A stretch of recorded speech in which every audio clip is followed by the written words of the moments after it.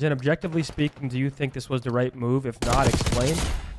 I'm not in that practice room, so like I don't know how practice is going. I'm not sure how they're interacting on a personal level. Like I don't really have those answers. Truly, I know. I mean, obviously, there really isn't. You know, the players are doing their thing and we're doing our thing essentially, right? We talk, we bullshit, but when it comes to like what's going on in that team room, we're not really in the know like that. We do our thing, they do their thing. So I don't know. Ken was obviously struggling. He didn't look very comfortable in this game. So I look at the roster change like this. Bro's scared to speak his mind? No, he's not, bro. I mean, but it's like Ken was playing pretty terribly. And I'm sure Ken would say that himself. I mean, especially a player that's always been one of the top players. He's had a rough go this year, really. So I think a change makes sense here. I do. I think when you go on a losing streak like that, it's got to fuck with you mentally, your confidence as a player. I mean, I've gone through slumps before, and it affects your everyday, right? It doesn't just affect you when you're scrimming from 1 to 7 or whenever you're scrimming. Like, you know, if you're playing bad, you feel it when you wake up. You feel it when you're going to bed. I mean, like it's your livelihood. It's very tough to deal with a slump because, I mean, obviously, no one wants to play bad, and you kind of play every single day trying to improve and be good as a team and individually. So when you're struggling, it's tough on you, bro. When you play bad, is the worry of getting dropped constantly on your mind?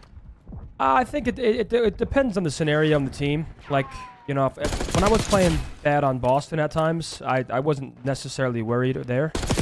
I wasn't really worried on Ultra either. Actually, no. When they picked up Insight, I was like, oh, okay. So we're going to pick up a main AR as a substitute. And him and Bance want to start hanging out outside the game. So, I mean, I kind of... Ultra, you know, there was times where I was like, ah, fuck. Boston, not so much. It just depends on the team, the situation.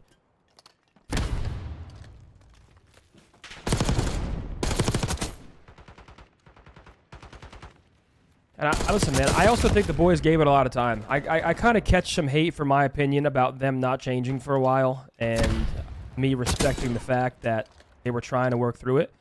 And I stand by that, bro. I think it speaks a lot to how bad those boys wanted to play together to really... I mean, most teams would have changed way earlier than we did. Willie with a tier 1 for 24. And you can disagree, but I respect the fuck out of a team trying to make it work before going to a roster change. And I got called faded. I got called faded for that, but I love the thought of a team being a team and giving their guys the benefit of the doubt and trying to work through it. Rosarino with a prime. Welcome to Zen City. Thank you, bro. I appreciate that. Now, obviously, you know, the roster change happens, and I hope the major goes well. I mean, that's pretty much all we can hope for. What is the perk to do it 3 days before the major versus after? I mean, once again, like, I don't really know the answer to that, and that's me being truly, genuinely honest. I really don't know. I have to assume that they think that this puts them in the better chance to make a run is by making a move. So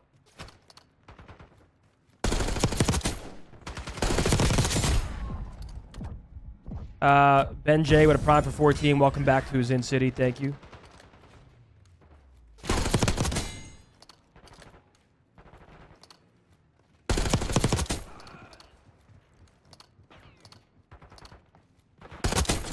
I'm getting real tired of wasting my fucking talent away, though. I mean, seriously, I don't understand why I haven't received a call up. It's fucking odd and confusing.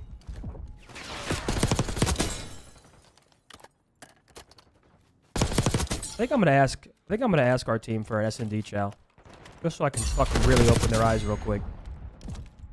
Me, Jay Lito, Fatty, and Bose will give them a good S&D chow.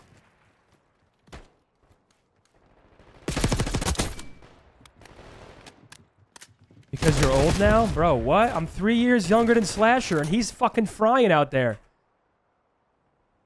Listen, bro, that age shit is a myth when it comes to Call of Duty. I've never believed it. I've never believed it. Yo, Nerdy with a tier 1 for 15. Welcome back to Zen City. Thank you, bro. I think the thing with age in Call of Duty is I don't think you lose your talent or anything. It's just your priorities change, bro. I mean, Jay, I activated. I mean, you're 30 years old, right? So, by default, right? Maybe you're in a relationship. Maybe you want to start having kids or you already have a kid. Like, it's just your priorities change. It's hard. It really is difficult to stay as committed.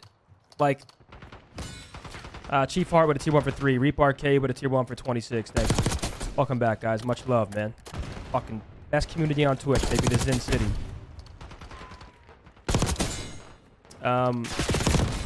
Yeah, man. It's tough to have that same priority for COD, especially when you do it for as long as a lot of us have been doing it. I mean, if I was still competing right now, the thing about competing is you kind of have to be 100% in. Because if you just try going through the motions and you slack off and you're not putting in your 100% effort, it's not respectful to your teammates, yourself, your organization. Like, these guys are playing for a lot of money. They're playing for passion. So you kind of really have to be 100% in at all times. Especially with how high the competition is now. There's always someone gunning for your spot. Would financially buying out Sib's contract be viable? I feel like you don't really see straight up buyouts anymore these days. Besides, like, in the off season, maybe. Let's use Sib as a hypothetical. Sib is unreal right now. And if a team went to go buy Sib, C9 would say, well, what player are we going to get in return that makes us feel like we can still compete? Patchy with a prime, thank you. Famous with a tier 1 for 7, welcome back.